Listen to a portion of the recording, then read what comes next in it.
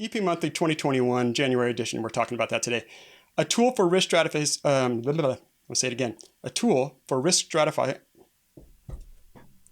A tool for risk stratifying our COVID-19 patients. Admitted COVID-19 patients. And this article is done by one of our favorite people, Jennifer Beck-Esme, MD.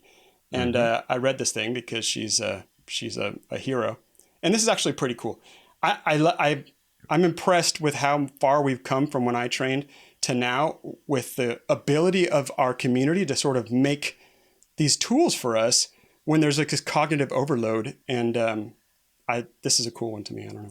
This one tool, and I appreciated it because I also like decision tools, but it was one where it gave me a little pause and a little bit of like, oh, now we need a tool to like figure out whether this person is going to make it or not. And I hopefully it doesn't translate to who gets care and who doesn't, because that's always a tough one. Not that I'm about like, flogging care to the very end, but I was like, this tool has a dark side. Not a dark side, but just has a moment of reflection. It's a sad side. I will tell you that. It's a sad side to where, like right now when we're recording this, it's a shite storm in the world right now with COVID. And they just announced in my local ED that we have no zero capacity for anything. They're like, I don't know, in California, you probably read, they just made EMS change where if you are in a blunt arrest or